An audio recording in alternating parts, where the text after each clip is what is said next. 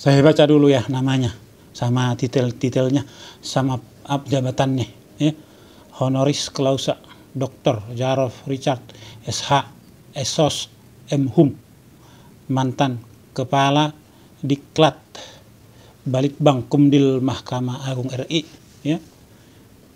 Badan Penelitian, Pengembangan dan Pendidikan dan Pelatihan Hukum dan Peradilan, ya.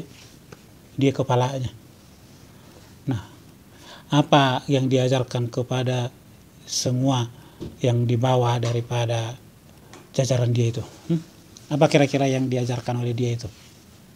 Kalau seorang doktor SH Esos M. Hum begini menjadi makelar kasus, makelar hukum, makelar peradilan, ya.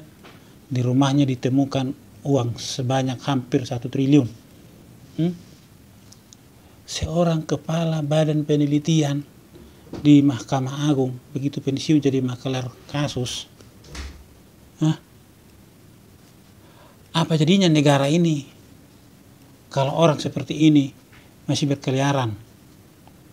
Tetapi orang seperti ini bisa berkeliaran, bisa hidup. Karena apa? Karena ada permintaan. Ada permintaan. Permintaan dari siapa? Ya dari mereka-mereka yang penegak hukum itu sendiri. Ya, namanya makelar. Ya, membantu proses, memperlancar segala sesuatu di luar jalur yang ada. Nah, ini ya kan. Dan proses ini biasanya tidak benar. Tergantung berapa dananya, ya. Berapa duitnya. Duitnya cukup, beres. Duitnya kurang, ke laut aja. Kan begitu. Nah, orang-orang seperti ini apakah masih punya nurani? Ya. Dia punya jabatan hebat, punya titel hebat, ternyata nuraninya kosong. Nuraninya kosong. Kenapa saya bilang nuraninya kosong? Ya, saya khususkan dulu di masalahnya Ronald Tanur. Masalah Ronald Tanur dikatakan bebas dari peristiwa perbuatan yang dilakukannya, penganiayaan sehingga nyawa seseorang menghilang. Hilangnya nyawa seseorang. Dan apa yang terjadi? Ronald Tanur dikatakan bebas. Ronald Tanur dikatakan bebas. Ngerinya di mana di sini? Di manalah ngerinya dalam peristiwa ini? Di manalah hal-hal yang paling menjijikkan dalam peristiwa ini? Apa? Bagi mereka ini nyawa orang itu tidak berharga. Bagi mereka ini yang penting uang. Ya. Pelaku kejahatan yang menghilangkan nyawa seseorang diurusnya dan hakim juga berani membebaskannya. Di mana nuraninya? Kalau seseorang, ya maaf aja, saya tidak paham hukum, tapi saya punya logika. Kalau seseorang melakukan pembunuhan berencana, ya, itu tidak terjadi secara tiba-tiba dan itu bukan bicara soal uang. Itu bicara mungkin karena sakit hati atau perselisihan yang dalam atau hal-hal lain, ya, karena ada hubungan hubungan emosional. Ya, ini tidak ada hubungan emosional. Saya bukan menyatakan pembunuhan berencana itu bagus, tidak. Itu udah jelas-jelas hukumnya, hukuman seumur hidup atau hukuman mati, ya. Nah, kembali kepada hal ini. Mereka ini bukan siapa-siapa. Ya. Mereka ini bukan siapa-siapanya si Ronald Tanur.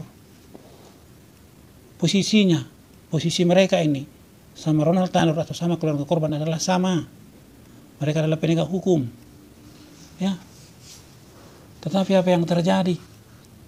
Nyawa bagi mereka tidak ada arti, yang penting uangnya. Siapa yang lebih kejam? Ronald Tanurnya atau mereka ini? Mungkin kalau mereka memutus Ronald Tanur masih sadar. Kalau mereka memutus Ronald Tanur bersalah, maka pertobatan akan terjadi, kawan. Tetapi engkau bebaskan Ronald Tanurnya. Apa yang terjadi? Dia merasa jumawa. Ya.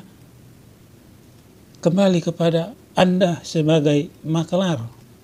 Dan ini saya rasa tidak terjadi begitu saja. atau tidak terjadi sementara atau dalam tempo yang singkat. Sudah banyak, karena dari nilai uang 1 triliun itu sampai dikatakan beritanya Anda lupa itu uang siapa saja. Mungkin itu adalah sebuah trik bagi Anda untuk melindungi klien-klien Anda. Klien Anda itu siapa? Ya itu tadi, ya para penegak hukum itu, para hakim itu kan klien Anda.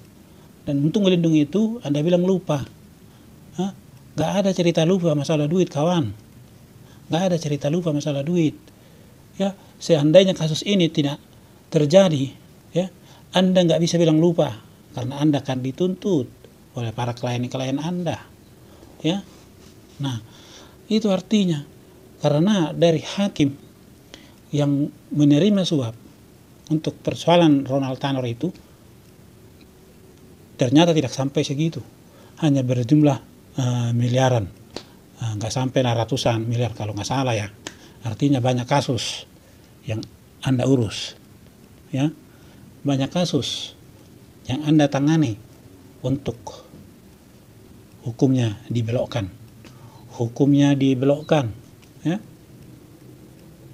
Terkhusus tadi saya bilang untuk kasusnya Ronald Tanur ini, benar-benar kalian, Anda dan teman-temanmu tidak punya hati nurani, tidak punya perasaan.